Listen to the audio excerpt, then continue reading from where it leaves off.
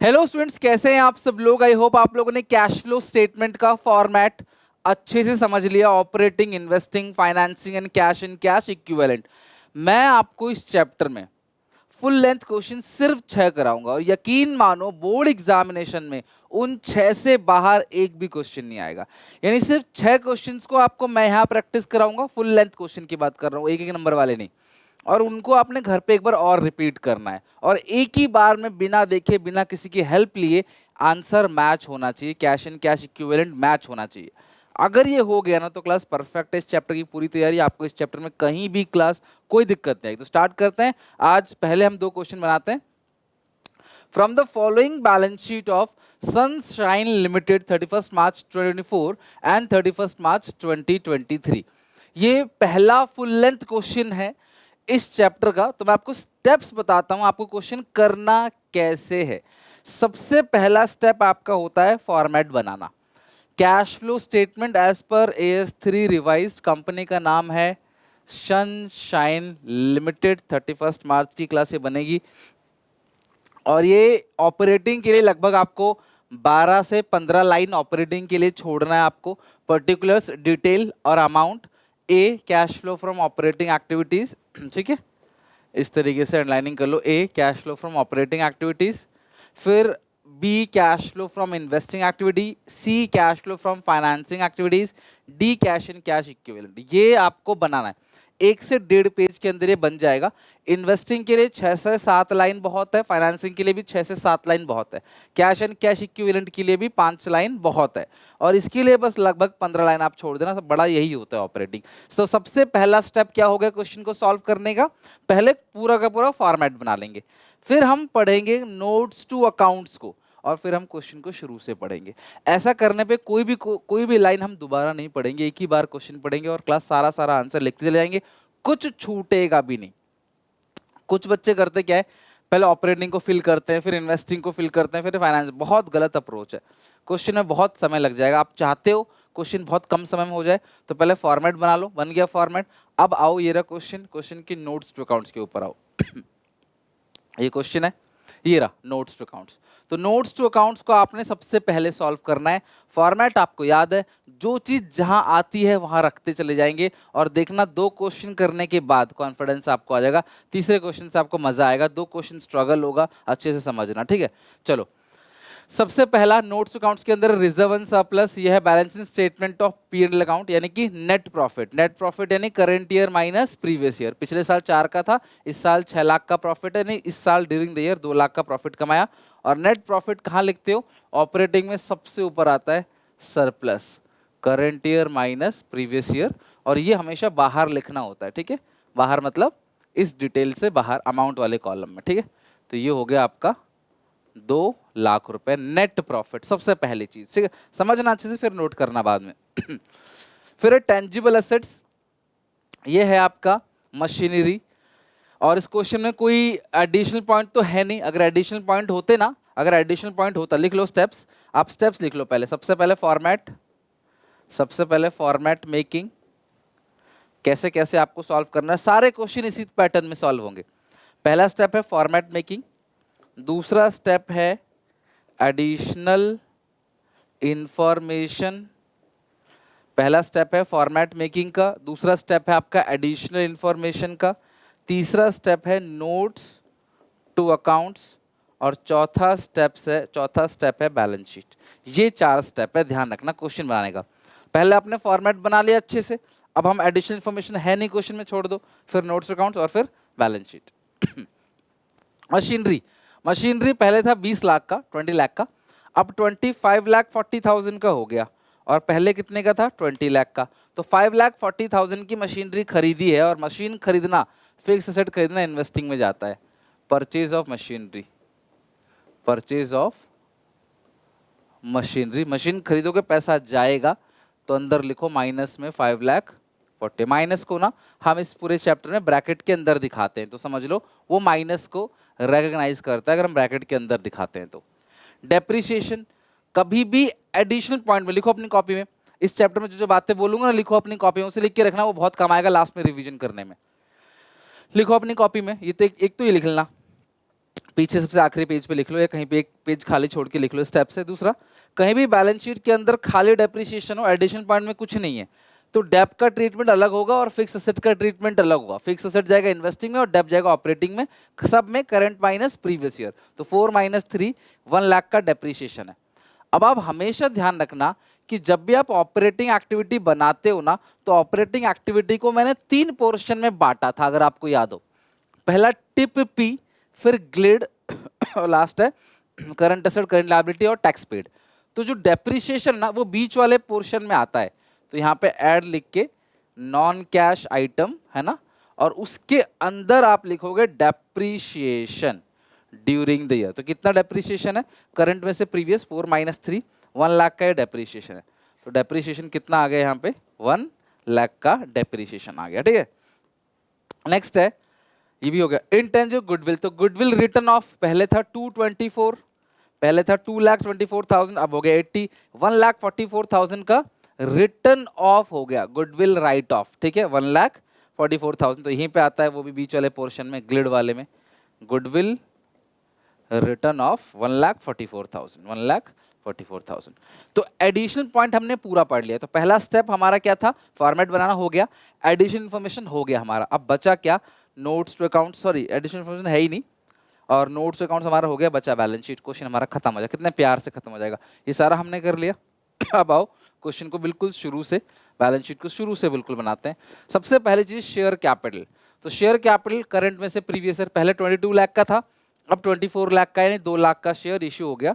तो यहाँ पे लिखो शेयर कैपिटल फाइनेंसिंग के अंदर आएगा issue of shares, issue of shares 2 lakh, तो 2 लाख का आपने शेयर्स इशू कर दिया। ठीक है, चलो नेक्स्ट है रिजर्व एंड सरप्लस नोट्स, वो हो चुका है। जिसके आगे नोट डला है ना उसे मत पढ़ना, क्योंकि वो हम पहले ही कर चुके हैं।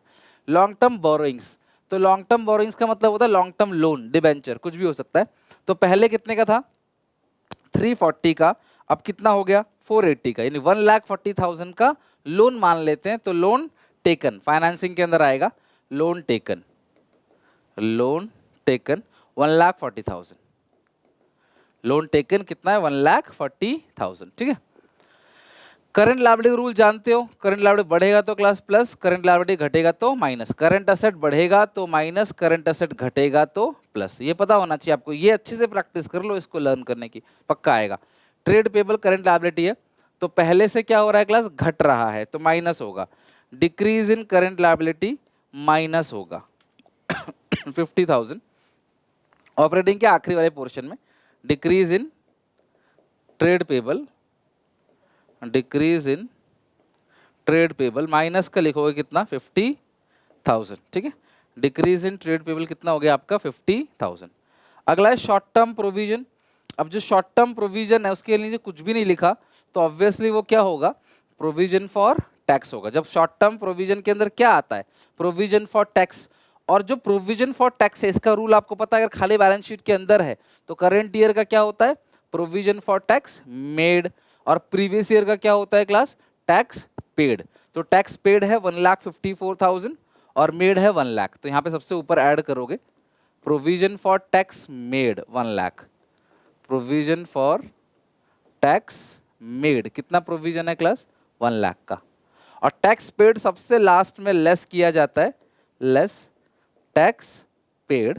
और कितना पेड किया आपने, बाहर लिखना होता है टैक्स पेड को। तो दो चीजें आपको बाहर लिखना होता है डायरेक्टली, पहला नेट प्रॉफिट यानी सरप्लस, और दूसरा टैक्स पेड। ये आप ध्यान रखना, बिकॉज हर क्वेश्चन में ये फॉर्मेट लिखने का तरीका है। तो पेड है 154 और मेड है 1 लाख, वो लिख दिया आपने। Provision for tax made 1 lakh, और आप ब्रैकेट में लिख सकते हो करंट ईयर, और टैक्स पेड में लिख सकते हो प्रीवियस ईयर। वो आप ऑप्शनल है, मर्जी है, लिख सकते हो टीचर को अच्छे से एक्सप्लेन करने के लिए। अब एसेट्स की बात करते हैं। टेंजिबल एसेट नोट नंबर 2 कुछ मत करना, इंटेंजिबल एसेट नोट नंबर 3 कुछ मत करना। क्यों, हम ऑलरेडी नोट्स में जाके इनको सॉल्व कर चुके हैं। करंट इन्वेस्टमेंट आता है मार्केटेबल सिक्योरिटीज, ये कैश एंड कैश इक्विवेलेंट में आएगा। और जो क्या देखो, अब आप सबको मैंने बता रखा है, करंट एसेट बढ़ेगा तो माइनस, करंट एसेट घटेगा तो प्लस। लेकिन जब हम इस करंट एसेट करंट लायबिलिटी की बात करते हैं, तब हम करंट इन्वेस्टमेंट को, कैश और बैंक को नहीं लेते, क्योंकि वो मार्केटेबल सिक्योरिटीज और कैश और बैंक वो आता है कैश एंड कैश इक्विवेलेंट के अंदर। तो इसीलिए हम इनको तो कहीं नहीं लेंगे। Cash, bank, short term investment को कहीं भी नहीं लेना है, ना ऑपरेटिंग में, ना इन्वेस्टिंग में, ना फाइनेंसिंग में। इसकी अलग जगह है, कैश एंड कैश इक्विवेलेंट। तो इन्वेंट्री लेना है बस आपने। तो inventory current year minus previous year, तो इन्वेंट्री क्या हो रहा है, बढ़ रहा है। 242 माइनस 258, 16,000। तो इन्वेंट्री क्या हो रहा है क्लास, 16,000 से बढ़ रहा है। Increase in inventory 16,000, increase in inventory 16,000, increase in inventories, increase in inventory 16,000 minus करोगे। इन्वेंट्री बढ़ेगा तो क्या होता है क्लास, माइनस। करंट एसेट बढ़ेगा तो माइनस, इंक्रीज हो रहा है तो माइनस। ट्रेड रिसीवेबल भी इंक्रीज हो रहा है, पहले 286 था, अब 340 है, 54,000, 54,000 इंक्रीज इन ट्रेड रिसीवेबल।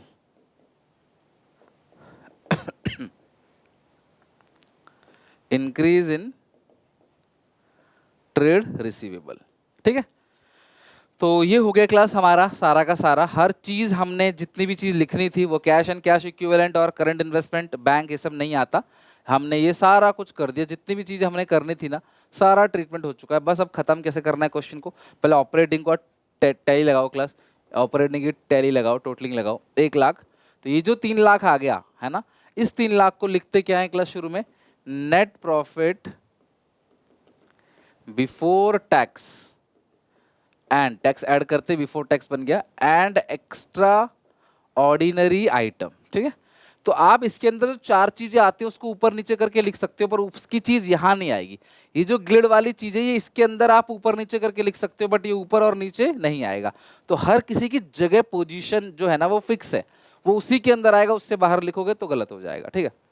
तो ये हो गया आपका 2,44,000, 3 + 2 5,44,000। ये 5,44,000 है, इसको हम लोग लिखते हैं operating profit, operating profit before working capital changes, operating profit before working capital changes. फिर आप इनको ऐड करो 50,000, 16,000।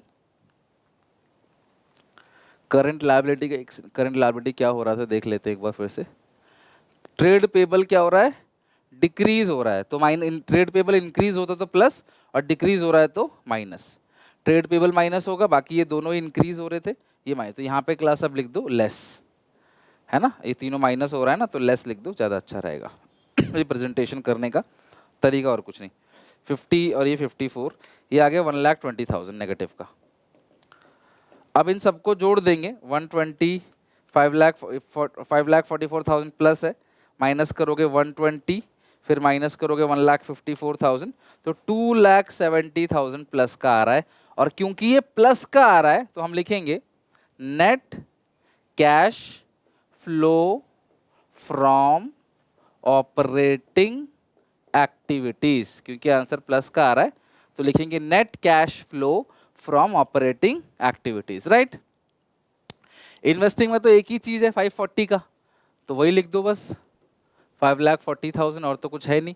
लेकिन क्योंकि नेगेटिव का फिगर है, माइनस में आ रहा है, यहाँ लेस लिख दो, माइनस में आ रहा है तो लिखो नेट कैश यूज्ड इन, ये परचेज किया है तो पैसा यूज हुआ है, यूज्ड इन इन्वेस्टिंग एक्टिविटीज। और ये कितना आएगा, 3,40,000 प्लस का आएगा फाइनेंसिंग का, ठीक है। तो आप लिखोगे net cash flow from financing activities, ठीक है। अब हमें क्या करना है, लास्ट में जब तीनों का आंसर आ जाता है, लास्ट में A + B + C, यानी operating plus investing plus financing. तो ऑपरेटिंग, ये फाइनेंसिंग का 340 है, इसका है 540, और इसका है 270 प्लस का। तो A + B + C करके 70 आ रहा है, राइट। A + B + C करके आ रहा है 70,000। इसमें दो चीजें प्लस करेंगे, एक ओपनिंग कैश एंड बैंक, और दूसरा है ओपनिंग करंट इन्वेस्टमेंट। जो करंट इन्वेस्टमेंट्स है ना, वो यहां देखना आंसर कैसे मैच होगा।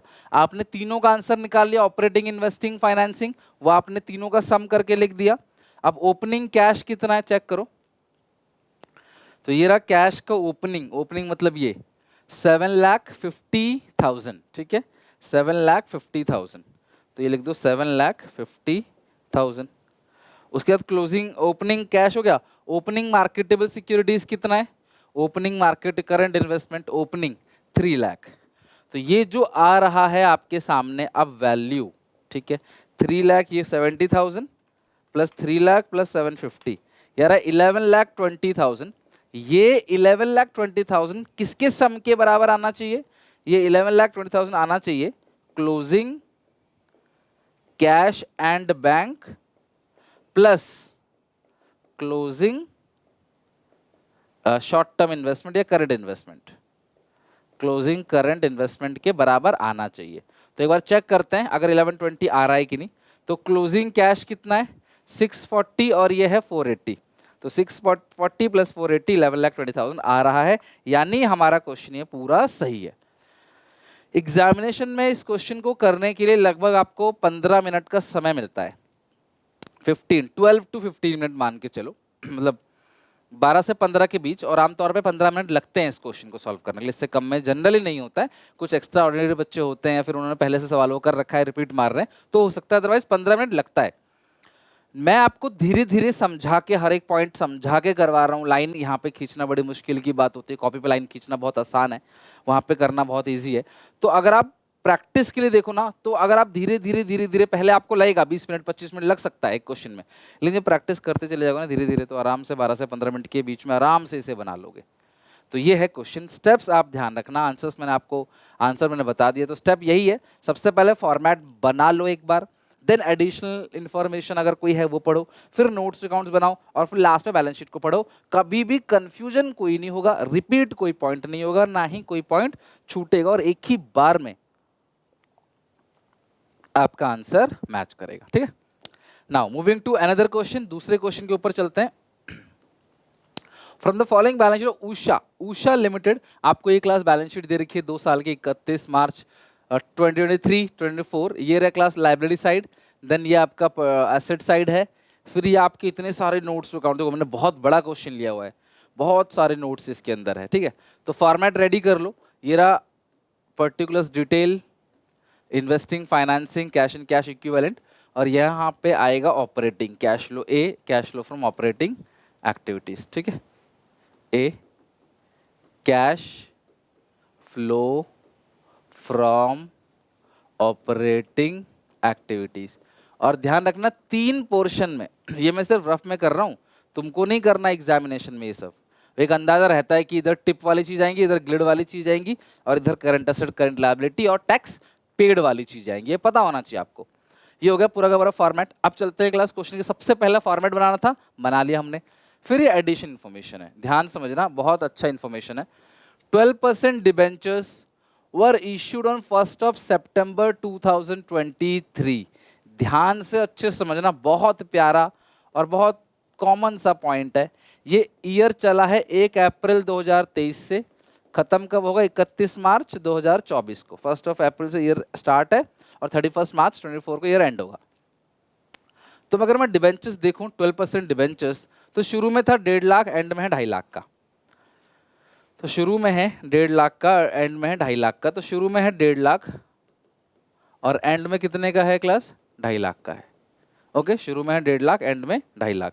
अच्छा, उसके बाद नेक्स्ट है 1 सितंबर को और डिबेंचर इशू किया। शुरू में 1.5 लाख था, 150, एंड में 250 हो गया। कैसे, शुरू में तो 1.5 लाख था, एंड में 2.5 लाख कैसे हो गया, क्योंकि इशू किया है डिबेंचर। तो किस डेट को इशू किया है इन्होंने, 1 सितंबर 2023। तो अप्रैल, मई, जून, जुलाई, अगस्त, यहाँ पे ये फिर 1 सितंबर को इशू किया। सितंबर, अक्टूबर, नवंबर, दिसंबर, जनवरी, फरवरी, मार्च, तो 3 3 6 7 2 3 5, तो 5 महीने बाद इन्होंने क्या करा, फिर से 1.5 लाख के 1 लाख के डिबेंचर्स को इशू कर दिया। शुरू में था 1.5, 5 महीने बाद फिर 1 लाख इशू कर दिया, और एंड में कितना हो गया आपका 2.5 लाख। ये हो गया 7 मंथ्स। आई क्लास बात समझ, तो ये हो गया 5 मंथ्स, ये हो गया 7 मंथ्स, एंड में 250, शुरू में कितना था 1,50,000। अब समझो मेरी बात जो मैं तुम्हें समझाना चाह रहा हूँ। इंटरेस्ट की कैलकुलेशन कैसे होगी, यहां से यहां तक तुम्हारे ऊपर कर्जा कितना था, डिबेंचर कितना इशू किया था 1.5 लाख। तो 1.5 लाख पे लगेगा 5 मंथ्स का। फिर यहाँ तुमने 1 लाख और इशू कर दिया तो अब तुम्हारे पास कितना होगा, 2.5 लाख। तो 1.5 लाख पे यानी 1,50,000 पे 5 मंथ्स का इंटरेस्ट लगेगा और 250 पे 7 मंथ्स का इंटरेस्ट लगेगा। तो हम इंटरेस्ट की कैलकुलेशन कर लेते हैं। डिबेंचर्स कितने, 12% डिबेंचर्स है, तो 1,50,000 का 12%, लेकिन 5 मंथ्स पे, 5 मंथ्स पे। फिर और इशू कर दिया 2,50,000 का 12% और 7 मंथ्स के ऊपर, ठीक है, 7/12। तो कितना अमाउंट मिला, 1,50,000 का 12% हो गया 5 मंथ्स के लिए, ये बनता है 7,500। 2,50,000 हो गया 12% 7 मंथ्स के लिए, ये बनता है 17,500, ठीक है। 2,50,000 का 12% 7 मंथ्स के लिए, तो टोटल जो इंटरेस्ट आ गया ये आ गया 25,000 का, ठीक है। टोटल इंटरेस्ट कितने का आ गया, 25,000 दोनों को जोड़कर, ये हो गया आपका इंटरेस्ट। और इंटरेस्ट का ट्रीटमेंट आप जानते ही हो, क्या करते हैं, ऑपरेटिंग में प्लस करते हैं इंटरेस्ट पेड और फाइनेंसिंग से माइनस। डिबेंचर्स लोन है, करंट नॉन करंट लायबिलिटी, उस पर इंटरेस्ट पे कर रहे हैं तो माइनस होगा, ठीक है। फाइनेंसिंग से माइनस और ऑपरेटिंग में प्लस। अच्छा, कुछ बच्चे वो बोलते हैं सर हम ऐसा नहीं कर सकते कि यहाँ से यहाँ तक तो 1.5 लाख था, फिर यहाँ से 1 लाख और इशू कर दिया। बिल्कुल कर सकते हैं। तो इस 1 लाख पे पूरे साल भर का दे दो, कितना बनेगा, 12,000। और 1 लाख में नहीं, 1.5 लाख का, ये 1.5 लाख का पूरे साल भर का दे दो, है ना। 1.5 लाख जो है 1,50,000 जो शुरू में था उस पर पूरे साल का दे दो, तो कितना बनेगा, 18,000। और ये जो 1,50,000 है, और सॉरी 1 लाख अदर जो इशू किया है इसका 12%, और ये यहाँ से यहाँ तक 7 मंथ के लिए इशू किया, तो 7/12, तो ये आएगा 7,000, ठीक है। तो टोटल आ गया 25,000। तो ऐसे करोगे तो भी 25,000 है, ऐसे करोगे तो भी 25,000 है, मर्जी तुम्हारी है। कल को रिडीम भी हो सकता है, तब आपको यहाँ से माइनस करना पड़ता, इसीलिए मैंने आपको ऐसे सिखा दी। सबसे अच्छा तरीका है, शुरू में इतना था, यहाँ से यहाँ तक इतना है, तो यहाँ से यहाँ तक आपने इतने पे ब्याज दिया, फिर 1 लाख और इशू कर दी, तो अब इस डेट से 2.5 लाख हो गया, 150 था प्लस 1 लाख और इशू किया, तो यहाँ से यहाँ तक आपको 2,50,000 पे इंटरेस्ट देना है। सबसे बेस्ट तरीका, बाकी आपकी मर्जी, जैसे करना हो कर लो। ये वर्किंग नोट में दिखा देना, और हमारा आंसर कितना आ गया, 25,000, ठीक है। तो 25,000 हम कहाँ करेंगे, यहाँ लिखेंगे interest expense, non cash item के अंदर लिखते हैं interest expense, interest expense working note कितना है, 25,000। और फाइनेंसिंग के अंदर लिखेंगे लेस, फाइनेंसिंग के अंदर interest paid on debentures, interest paid on debentures, कितना आपने इंटरेस्ट पेड कर दिया, 25,000, राइट। तो ये एक छोटा सा पॉइंट था, बट हाँ पेपर में बहुत ज़्यादा बार ये इंटरेस्ट ऑन डिबेंचर्स पूछा गया है, बहुत ज़्यादा बार। मैं आगे चल के सेपरेटली बताऊंगा आपको, एक आधा घंटा बैठ के ना प्रॉपर तरीके से बता दूंगा कि इंटरेस्ट ऑन डिबेंचर के कितने अलग अलग केसेस हैं, वो सब समझा दूंगा, ठीक है। अगला है प्रपोज डिविडेंड। मैंने आपसे कहा था डिविडेंड 2 साल का दिया हुआ है, ये है आपका प्रीवियस ईयर, ये आपका करंट ईयर, तो आपको सिर्फ प्रीवियस ईयर का लेना है, उसी को प्लस करना है, उसी को माइनस करना है। तो लेस करो, डिविडेंड पेड, डिविडेंड पेड कितना अमाउंट है, 15,000। तो लो, एडिशनल पॉइंट का ट्रीटमेंट हमारा हो गया, डिविडेंड पेड, और ऑपरेटिंग में इसमें हम ऐड कर देंगे, ऐड करके प्रपोज डिविडेंड, प्रपोज डिविडेंड 15,000, वही प्लस होता है और वही माइनस होता है, ठीक है। 15,000 प्लस प्रीवियस ईयर का, प्रीवियस ईयर का ही माइनस, अगर आपको रूल याद हो। एडिशनल पॉइंट हो गया। अब हम किस पे चलेंगे, फिर नोट्स टू अकाउंट्स पे चलेंगे, ठीक है। पिछले क्वेश्चन में एडिशनल पॉइंट था नहीं, तो सीधा यहाँ आ गए थे।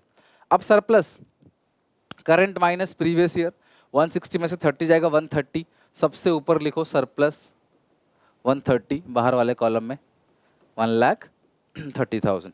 सरप्लस के बाद क्या है, जल रिजर्व, ट्रांसफर टू जल रिजर्व, पहले 30 था अब 70 हो गया, कितना ट्रांसफर कर दिया, 30 से 70, 40,000, वो आप अंदर ही लिखोगे, transfer to general reserve, tip में ट्रांसफर टू जनरल रिजर्व। तो फॉर्मेट में टी ऊपर था, प्रपोज डिविडेंड नीचे था, उससे कोई मतलब नहीं, इसके अंदर आप कुछ भी कर सकते हो बिफोर टैक्स वाले में। ये हो गया। अब डिबेंचर्स देखो, अब तुम ये मत बोलना सर डिबेंचर का ट्रीटमेंट तो कर चुके हैं, नहीं, डिबेंचर्स का जो इंटरेस्ट है ना उसका ट्रीटमेंट कर चुके हैं, डिबेंचर्स का नहीं किया। तो डिबेंचर्स शुरू में कितना था, 150, एंड में 250, तो इश्यू ऑफ डिबेंचर का फाइनेंसिंग में लिखोगे 1 लाख, ऐड लिखोगे, issue of debentures 1 lakh, issue of, interest तो तुमने लिख दिया है बट इश्यू ऑफ डिबेंचर जो है वो भी आपको 1 लाख लिखना पड़ेगा, इश्यू ऑफ डिबेंचर्स 1 लाख, ठीक है। बैंक ओवरड्राफ्ट ये फाइनेंसिंग के अंदर आता है ना, फाइनेंसिंग एक्टिविटी के अंदर आता है। तो increase in bank overdraft plus करोगे 21,000 minus 57,500, 36,500, increase in bank overdraft 36,500, increase in bank overdraft add होगा ये भी, increase in bank overdraft 36,500। Short term provision है, provision for tax, additional information में कुछ भी लिखा नहीं था तो अकाउंट बनाओगे नहीं। करंट ईयर का है प्रोविजन फॉर टैक्स मेड 59,000, तो यहां पे ऐड करोगे provision for tax made, provision for tax made 59,000, और इसमें सबसे लास्ट में आप लिखोगे टैक्स पेड। तो 59,000 मेड है और पेड है 23,000, तो यहां से माइनस कर दो 23,000। पिछले क्वेश्चन भी था, अगर एडिशनल इन्फॉर्मेशन में कुछ होता तो अकाउंट बनाते, अकाउंट में to bank tax paid by P and L provision made आता, तो मेड को प्लस और पेड को माइनस करते, ठीक है।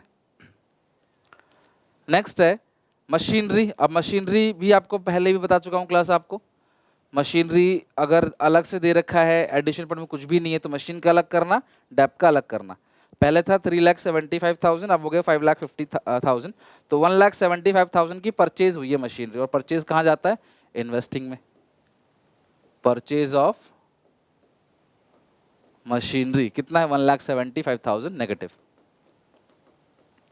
Machinery purchase 175।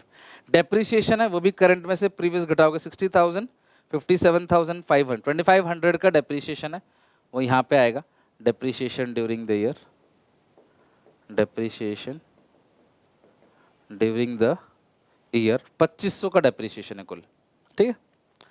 डेप्रिसिएशन के बाद क्या हो गया, ये हो गया डेप्रिसिएशन, ये हो गया। अच्छा पेटेंट्स है, तो गुडविल पेटेंट क्या है, पेटेंट परचेज है, पहले 85,000 था, अब कितना हो गया 1,34,000, 49,000 का परचेज है। देखो राइट ऑफ आता है ऑपरेटिंग में, परचेज आएगा इन्वेस्टिंग में, परचेज ऑफ पेटेंट्स कितने परचेज किया 49,000, 49,000, ठीक है, ये लेस होगा। तो ये हमने कर दिया सारा का सारा। तो आई होप आपको यहाँ तक हमने सारा कर लिया, हर एक चीज़ हो गई, नोट्स टू अकाउंट्स हमने सारा का सारा कर लिया, और हमने सारा का सारा एडिशन इन्फॉर्मेशन कर लिया। अब हम पढ़ेंगे क्वेश्चन को, और ज़्यादा कुछ बचा नहीं है, बैलेंस शीट पढ़ेंगे और शुरू से करते चले जाएंगे। सबसे पहले share capital, issue of shares, पहले 290 का शेयर कैपिटल था, अब 395, तो आपने 1,05,000 का शेयर इशू किया है, तो फाइनेंसिंग में ऐड कर दो 1,05,000, issue of shares, issue of shares कितना ऐड करोगे 1,05,000। नेक्स्ट है इशू ऑफ शेयर्स हो गया। रिजर्व सरप्लस का आपने कुछ नहीं करना, लॉन्ग टर्म बोरोइंग्स का आपने कुछ नहीं करना, करंट लाइबिलिटी में शॉर्ट टर्म बोरोइंग का कुछ नहीं करना। क्यों कुछ नहीं करना, क्योंकि ऑलरेडी ये नोट्स टू अकाउंट्स में कवर हो चुके हैं, तो फिर से थोड़ी इनका काम करेंगे, इनका काम कर चुके हैं, ट्रीटमेंट इनका हो चुका है। प्रॉपर्टी प्लांट इक्विपमेंट का हो चुका है, इंटेंजिबल एसेट का हो चुका है। करंट एसेट में इसको लेना नहीं है क्योंकि ये आएगा कैश एंड कैश इक्विवेलेंट के अंदर, ये भी आता है कैश एंड कैश इक्विवेलेंट। बस एक ही चीज बची है ट्रेड रिसीवेबल, तो increase in trade receivable minus होगा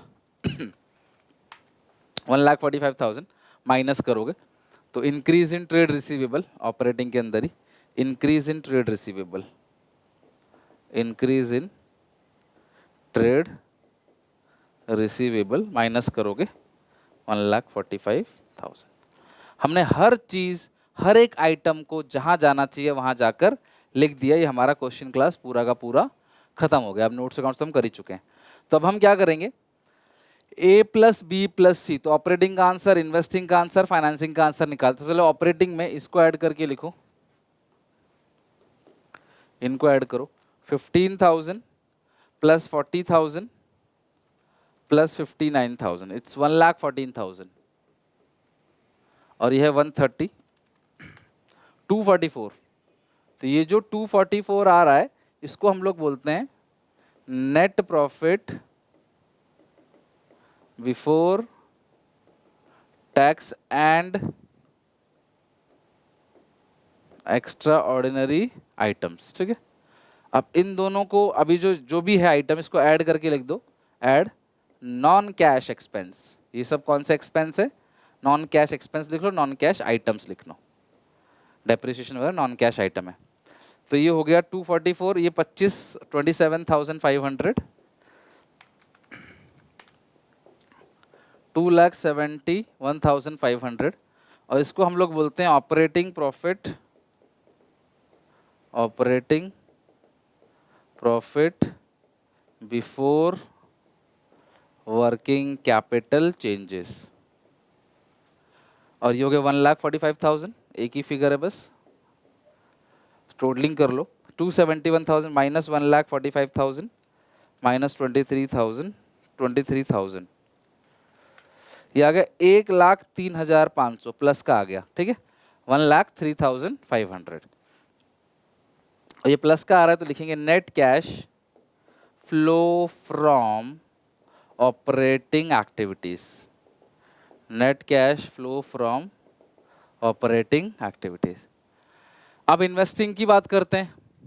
इन्वेस्टिंग में 1,75,000 प्लस 49,000, 2,24,000, वो भी नेगेटिव का आ रहा है, ठीक है। तो इसको लिखेंगे net cash used in investing activities, ठीक है। अब हम इसका देखते हैं फाइनेंसिंग का। फाइनेंसिंग में है 1,36,500, फिर 1,05,000 माइनस 25,000 और माइनस 15,000, इट्स 2,01,500 प्लस का आ रहा है ये भी। तो इसको लिखेंगे net cash flow from financing act. थोड़ी मेहनत करोगे ना, रिपीट करोगे इन क्वेश्चंस को, कहीं अटक गए दोबारा फिर से बनाओ पूरा का पूरा क्वेश्चन, और जहां अटके सोचो कि अगली बार उसे ना अटको वहां पे, तब बनेगा। देखना कितने अच्छे से सवाल। और थोड़ी मेहनत जरूर है शुरू में, लेकिन एक बार सीख गए ना तो लाइफ टाइम काम आएगा आपको ये। ऑपरेटिंग, इन्वेस्टिंग, फाइनेंसिंग, तीनों को ऐड करो। इन तीनों को ऐड करने पे 81,000 आ रहा है। ऑपरेटिंग, इन्वेस्टिंग, फाइनेंसिंग को ऐड करने पे आ रहा है 81,000। मैं दो चीजें इसमें प्लस करूंगा, ओपनिंग कैश एंड बैंक और ओपनिंग मार्केटेबल सिक्योरिटीज, जिसको शॉर्ट टर्म इन्वेस्टमेंट भी कहते हैं। तो ओपनिंग कैश एंड बैंक कितना है? कैश एंड बैंक ये रहा ओपनिंग 31,500 है, और वो 35,000, 31,500, 31,500 और 35,000, 31,500 और 35,000, तो 1,47,500 आ रहा है, 1,47,500। अगर आप इनको जोड़ते हो, अगर ये 1,47,500 आ रहा है तो इसका मतलब सही है question. Closing cash and closing current investment, तो 77,500 ये आ रहा है क्लास, सेम मैच करके ऐड करके 1,47,500।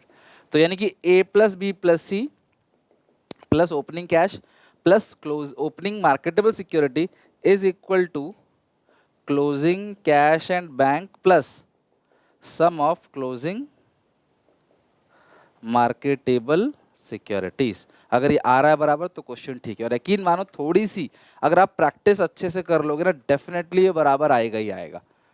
तो सबसे पहले आपने क्या करना है, फॉर्मेट बना लेना है, फिर आपने एडिशन पॉइंट्स पढ़ने हैं, फिर नोट्स टू अकाउंट्स, और फिर जाके आपने क्या करना है, बैलेंस शीट को शुरू से पढ़ना है। और जिस जिसके नोट्स हैं उन पॉइंट को इग्नोर कर देना, क्योंकि आपने पहले ही वो चीज़ बना रखा है। और इंटरेस्ट ऑन डिबेंचर का खास ख्याल रखना, मैं आगे चल के हर एक टाइप के केस भी इसके बारे में समझाऊंगा। तो फिलहाल ये क्वेश्चन हमारा कंप्लीट हो गया, ऑपरेटिंग, इन्वेस्टिंग और फाइनेंसिंग और कैश एंड कैश इक्विवेलेंट, ठीक है, डन। तो ये हो गया कंप्लीट। अगली क्लास में हम लोग जो है और भी अच्छे अच्छे क्वेश्चन की प्रैक्टिस करेंगे, थोड़े से और लेंथी क्वेश्चन की प्रैक्टिस करेंगे, नए नए पॉइंट्स, नए नए एडिशनल पॉइंट्स को देखेंगे, सीखेंगे। तो यहाँ तक प्लीज़ पढ़ के समझ के अच्छे से याद करके आना, ठीक है। मिलते हैं नेक्स्ट क्लास में, नेक्स्ट वीडियो में। Till then take care, bye bye. इसको प्लीज़ प्रैक्टिस करके आना, ठीक है।